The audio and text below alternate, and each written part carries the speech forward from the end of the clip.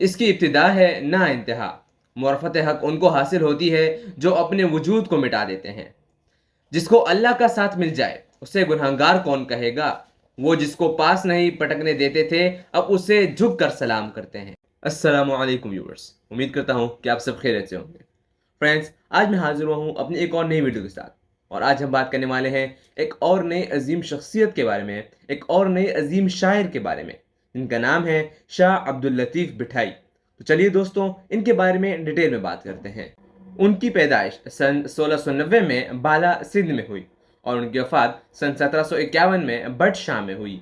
شاہ عبداللطیف بٹھائی کی ولادت سن 1689 میں 1101 ہجری میں موجودہ ضلع مٹھیاری کے تحصیل بالا میں ہوئی۔ آپ کے والد سید حبیب شاہ بالا حویلی میں رہتے تھے اور موصوف کا شمار اس علاقے کے برگزیدہ ہستیوں میں تھا۔ شاہ صاحب کی پیدائش کے متعلق مشہور ہے کہ سید حبیب شاہ نے ایک کے بعد 3 شادیاں کی لیکن اولاد سے محروم رہے۔ آپ نے اپنی اس محرومی کا ذکر ایک درویش کامل سے کیا جن کا اسم گرامی عبداللطیف بتایا جاتا ہے۔ موصوف نے دعا کرتے ہوئے کہا کہ انشاءاللہ آپ کی مراد بھر آئے گی۔ میری خواہش ہے کہ آپ اپنے بیٹے کا نام میرے نام پر عبداللطیف رکھیں۔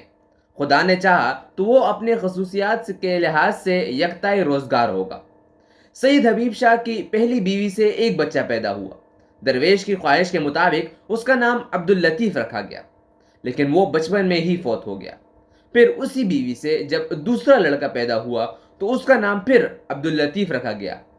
یہی لڑکا آگے چل کر درویش کی پیشن گوئی کے مطابق واقعی یگانہ روزگار ہوا۔ شاہ عبداللطیف بٹائی کو 7 سرمیوں کا شاعر بھی کہا جاتا ہے۔ شاہ عبداللطیف نے ابتدائی تعلیم نور محمد جٹ بھٹی سے حاصل کی اور بٹ شاہ 12 میل دور گاؤں وادی کے رہنے والے اور مشہور مدرس تھے۔ آپ نے اپنے والد شاہ حبیب سے دینی تعلیم حاصل کی۔ شاہ عبداللطیف بٹھائی کے آباء و اجداد سادات کے ایک اہم خاندان سے تعلق رکھتے ہیں۔ آپ کا سلسلہ نسب علی المرتضیٰ اور رسول خدا حضرت محمد مصطفیٰ صلی اللہ علیہ وآلہ وسلم تک پہنچتا ہے۔